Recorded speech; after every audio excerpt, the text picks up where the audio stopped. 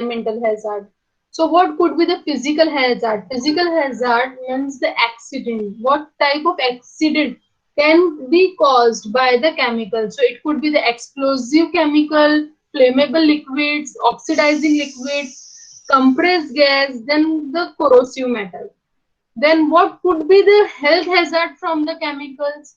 So the acute toxicity can cause, then skin corrosion can be caused, skin irritation can be caused. It can be means the some chemicals can cause the suffocation, and the longer usage can cause the aspiration hazard. Not only this, some type of chemical are harmful for the environment. So under this category, I have selected the 9 symbols which are very important to understand. And again you will find those symbols on your bottles, and you need there's some extra type of care for those chemicals. So let us discuss one by one. So first is the poisonous or the toxic symbol, name itself, and the danger symbol is only showing that this chemical is the toxic. So all chemicals or their mixtures that are harmful for the environment or for the human health, if inhaled, swallowed, or absorbed through the various port of entries, are called as the toxic chemicals. I repeat, all the chemicals means if the chemical directly itself we are using or their mixtures, all these are harmful to the environment as well as the human. Now, how if it is harmful? If it is inhaled, swallowed, absorbed through the skin or various ports of entry, this type of chemicals are called as the toxic chemicals. Some of these chemicals are able to express their toxicity only if they come in contact for a long period. Hence, they are called as the chronic. Okay, chronic means if you are going to use that particular chemical for the longer period of time, then only you will be getting the toxicity. In normal way, one time, two time, it is not going to produce any effect. So such type of chemical are called as the chronic, whereas the other chemical that can lead to the death immediately after consumption by the person are called as the acute toxic. So chronic toxic, long term if you are going to use, it is going to produce the toxicity, and acute toxic are the chemicals which are going to cause harm even if taken in a small quantity for a single exposure. Some of these chemicals are carcinogenic. Note down the term carcinogenic. Previously also I explained you the meaning of carcinogenic. It means the chemical which causes the cancer. So such chemicals are ninhydrin. Remember students, you are going to use the ninhydrin spray when you will be performing your this chromatography experiment. So you are going to use it in a spray. So be careful.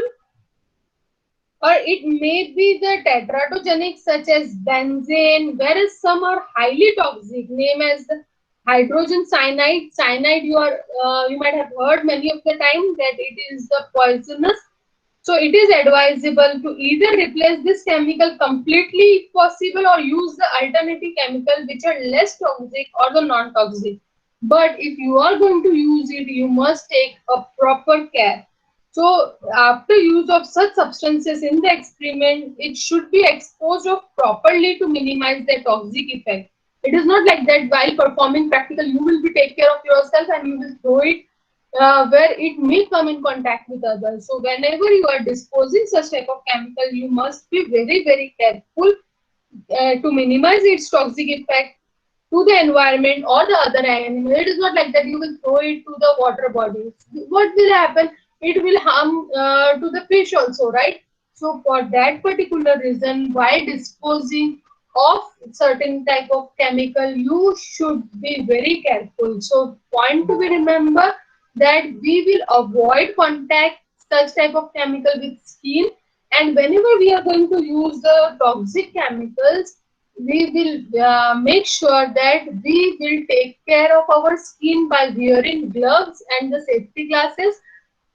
Then whenever we are working, we will work with such chemicals under a fume hood.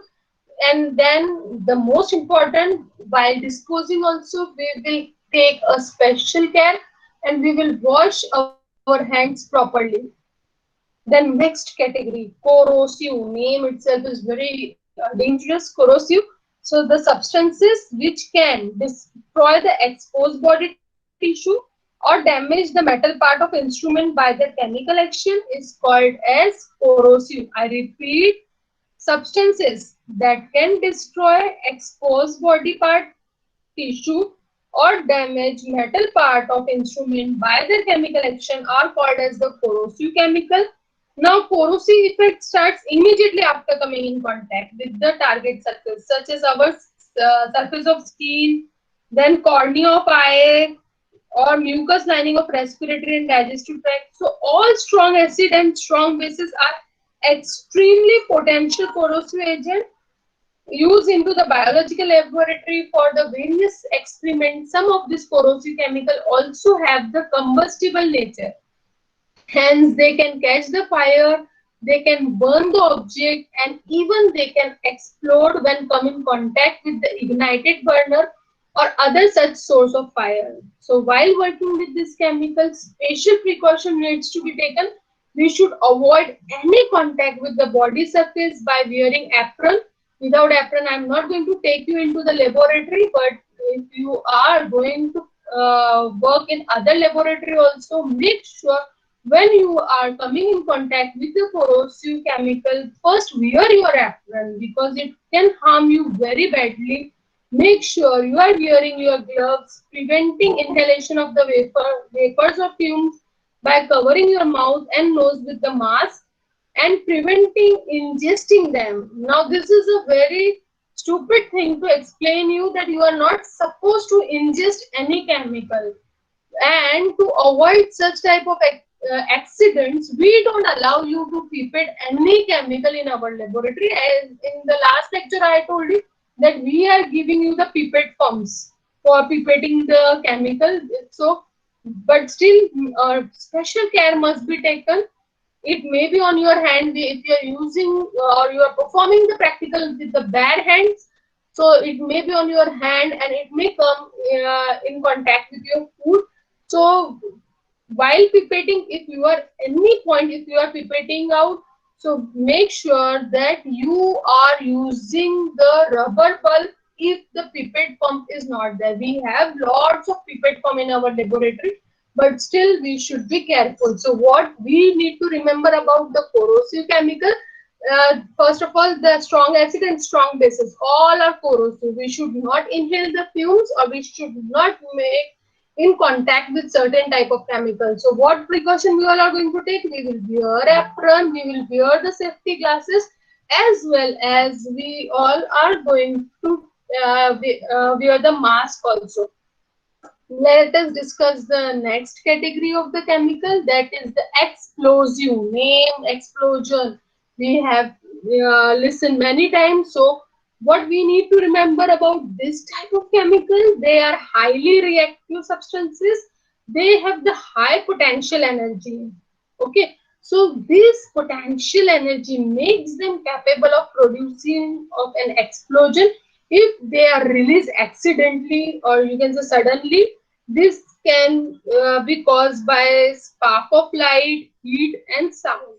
Explosion, we know it is the combination of the spark, heat and sound. Although experiments based on this explosive chemical are commonly not included in our syllabus of biological sciences, but still to minimize to the risk of learner, some of them like picric acid, acetic anhydride are used for certain work.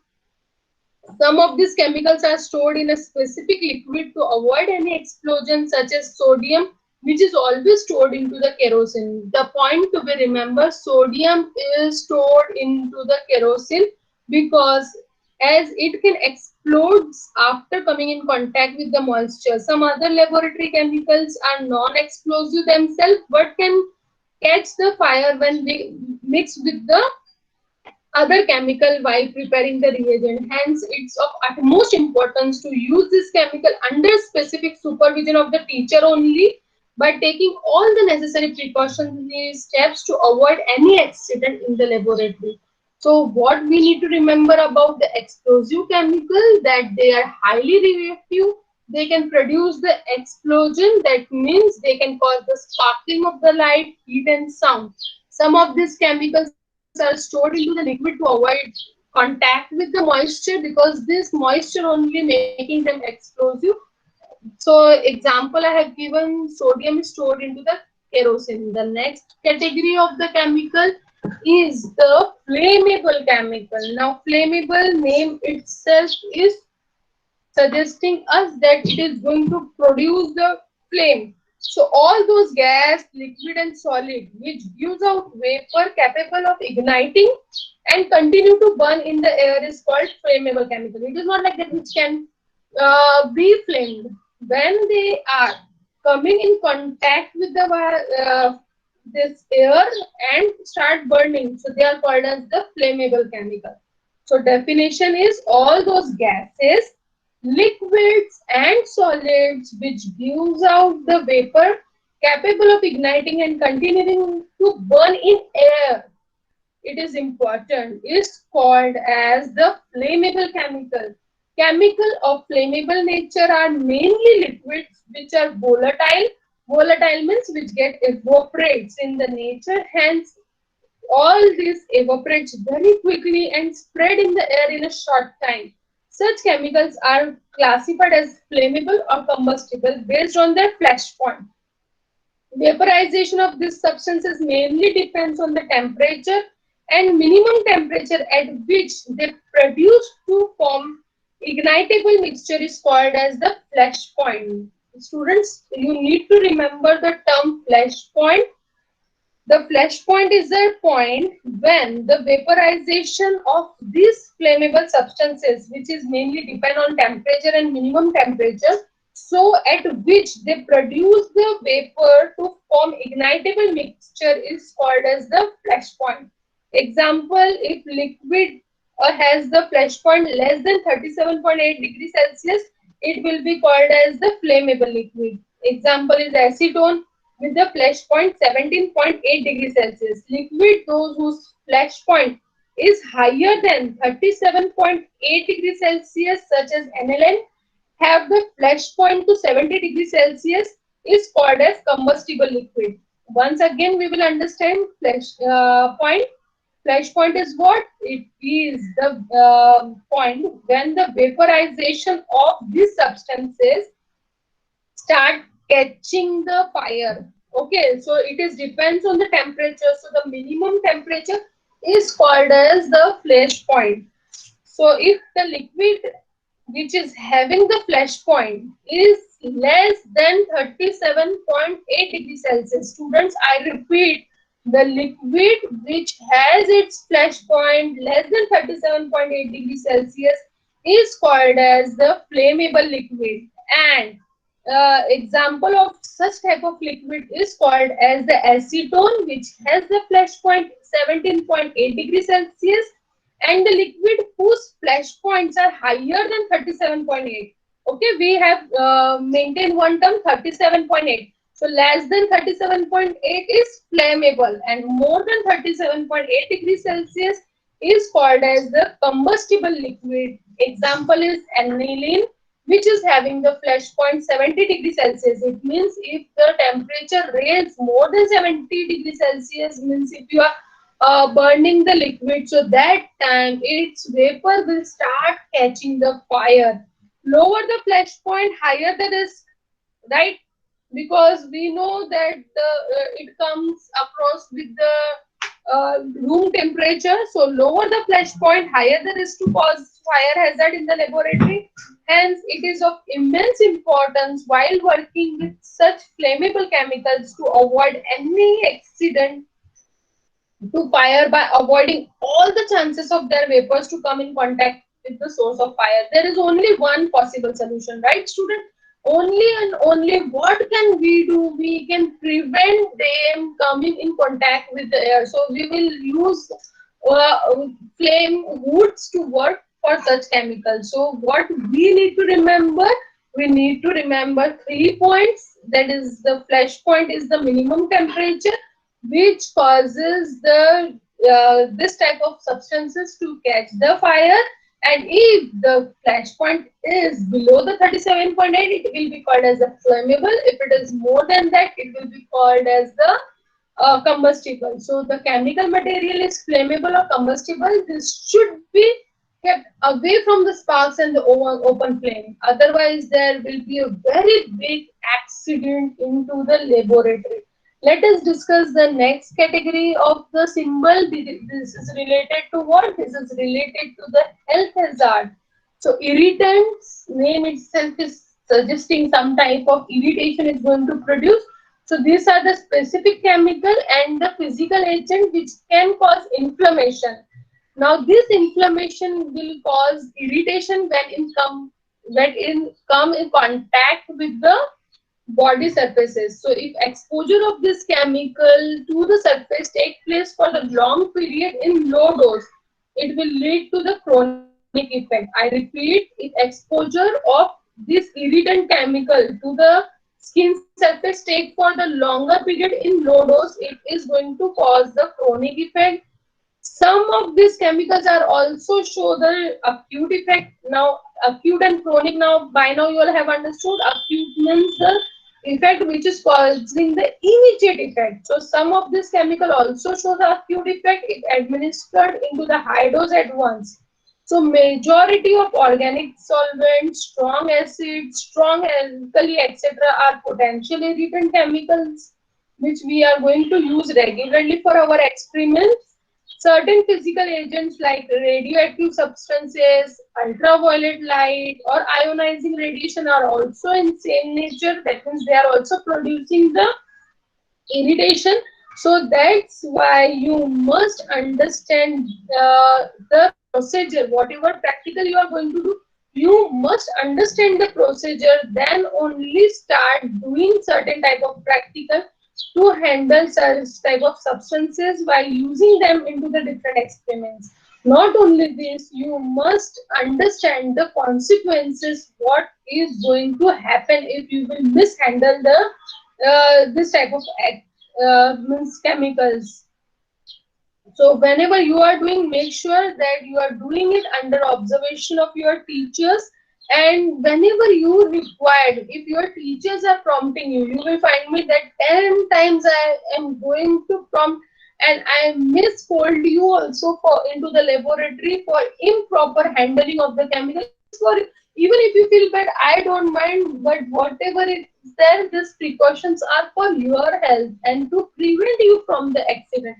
So students, whenever you are coming in contact with certain chemicals, make sure that you will check the symbols. Next category also we are going to learn, which is related to the health hazard. That is the aspiration. Aspiration means it's related to the breathing. So the chemical substances which enter in the trachea or lungs, that means the part of respiratory tract, directly through the nasal or oral opening is called uh, openings will lead to the aspiration hazard. Means this aspiration hazard chemicals, whenever you are using, if you are preventing your nasal opening and mouth by mask, so that will not harm you much. So what we need to remember, that the chemical substances which enter in the trachea or lungs directly through the nasal or the oral opening will lead to the aspiration hazard. Now they are classified as the category 1 if they cause a severe toxicity on aspiration, such as turpentine or chlorinated hydrocarbon. Category 2 when they will cause the lesser toxic effects such as ketone, alcohol. This aspiration hazard can lead to the pulmonary damage and chemical pneumonia, which can even lead to the death. Use of mask is the possible precaution.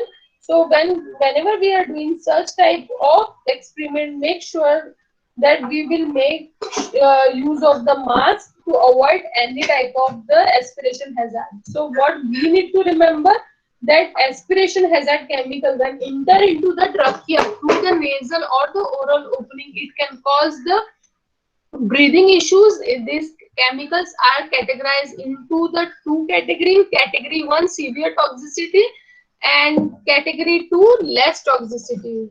And this chemical not only can cause the pulmonary damage, pulmonary term is used for the lung purpose student, chemical pneumonia, but they can cause death of an organism by severe suffocation. Next category is the biohazard. Now, biohazardous material is also called as the infectious material. Majority of cultured microorganisms like bacteria, viruses, fungi, and different parasites with their toxic byproducts form the biohazardous infectious material.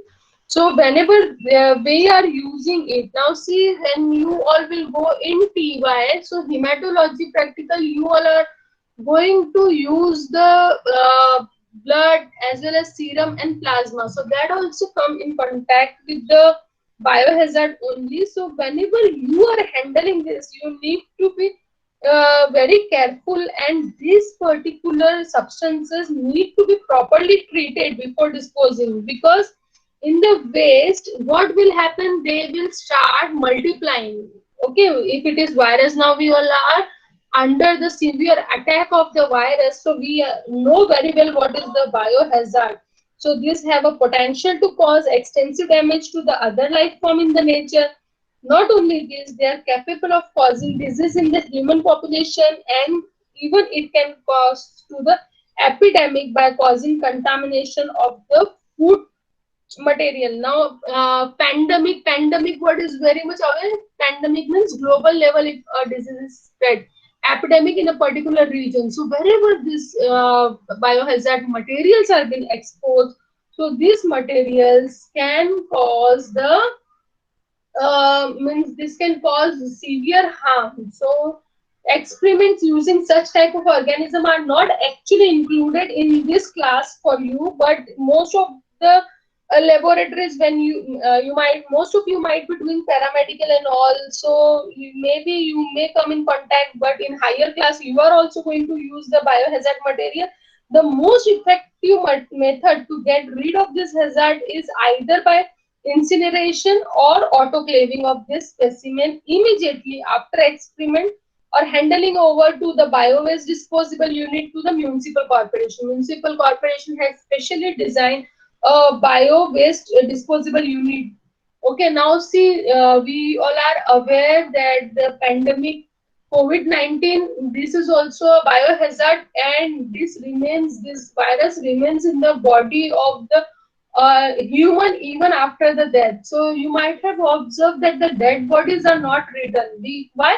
Because that dead bodies are also biohazardous, and the very trained municipality staff, they are only handling the last stage, the funeral and all the things. Why? Because this biohazard material can contaminate the people, those who are coming in contact. So what we need to remember about the biohazardous material, that whenever we are using biohazardous material in our laboratory like bacteria and all, you will not have in your FY B.Sc, but in further classes you all are going to handle the biohazardous material. So make sure whenever you are going to use, if you are continuing in this college only, so definitely you will not be allowed to do any biohazard material practical without the gloves. Yes. But if you are working somewhere else in your professional place, that time also you must remember that you have to wear the gloves. Whether others are wearing, not wearing, you are using any live specimen, make sure that you are wearing the gloves and you will dispose the biohazard material very much care. Then next is the compressed gas. So compressed gas in the air are defined as being those with approximate pressure exceeding 1.47 bar as liquid, having vapor pressure exceeding 2.94 bars. I repeat, compressed gases and air are defined as being those with approximate pressure. Now, with the help of pressure only we can compress, right? So the pressure exceeding 1.47 bars as a liquid having the vapor pressure, liquid pressure is 1.47 bars and the vapor pressure 2.94 bars. Gases such as oxygen, hydrogen, helium, ethane, chlorine, nitrogen, etc. and particularly compressed air widely used in the industry for, and as well as we are using all such gases for the medical purposes. Depending on the characteristic of the gas, it is packed into the metal gas cylinder. I will explain you if I will have time in next lecture about the cylinder. Various gas have the various color of the cylinder, so depending on the characteristic of these gases, they will have a special color code of that cylinder. And in this cylinder, the gases are liquefied as sometimes under the high pressure it may remain into the gaseous form also. The main danger of use of compressed gas arises from the pressure. The gas itself is not at all so harmful than its pressure, and from their toxic and flammable properties also, the helium and hydrogen can be explosive and it can cause the various harm. So the main precaution to be taken is that compressed gas must be used only and only for the purpose which they are used into the authorized. Means if it is required. Now you might have observed that the oxygen cylinder are designed for the purpose of what? For the purpose of preventing the life of the patients. But you might have observed some pet shops they are using for packaging the fishes. Means when you are going to purchase to the pet market fish, you have observed they are pouring some gas. So they are using the additional gas. So they should not be used. It can cause the various type of problem. Horses and fitting should be maintained into the good condition, and all these things must be examined on the regular practices. So we should remember, until unless we are not authorized, we should not use the high pressure gas. The last, we all are going to learn the oxidizing agent. Oxidizing means it gets oxidized. So an oxidizing agent can be defined as the substances that contains oxygen, halogen. What are the halogen? Fluorine, chlorine, bromine, and iodine. You all have learned into the ninth standard about the elements. So they are capable of supporting combustion and intensify the violence of any fire. I repeat, this type of gases, they not only support the combustion but also they can intensify the violence of any fire. Some example of such oxidizing agents are the nitrates and nitrites, chlorates and chlorides, hypochlorites, then permanganates, chromates, molybdates, and certain inorganic compounds such as nitric acid that are powerful oxidizing agents. So all these oxidizing agents gives off oxygen as storage room temperature, but other requires the application of heat. If containers of oxidizing materials are damaged, the the content may mix with the other combustible material and they will start fire. Means as like this only they will not start giving fire, but if they will mix with some other combustible material, definitely they will start giving you the fire. So the risk can be avoided by storing such type of oxidizing material into the separate storage place. They should not kept with the other chemical because they will come in contact with the fire, so they will cause the means they can intensify the fire. So it is dangerous to store powerful oxidizing substances near the liquids that even have the low flash point or even the slightly flammable material. It is safer to keep all flammable materials away from where the oxidizing substances are stored. So the storage area should be cool, it should be well ventilated and of fire resistant construction. Means it should not be kept into the almirah made up of the wooden. It should be kept in a proper way where there is no chance of mixing it with the flammable substance. And not only this, we should take the extra care about their storage place, that it should be stored into the proper place. So students, what we need to remember about certain type of symbol, that whenever we are observing this type of symbol, we should recognize that this symbol is meant for what.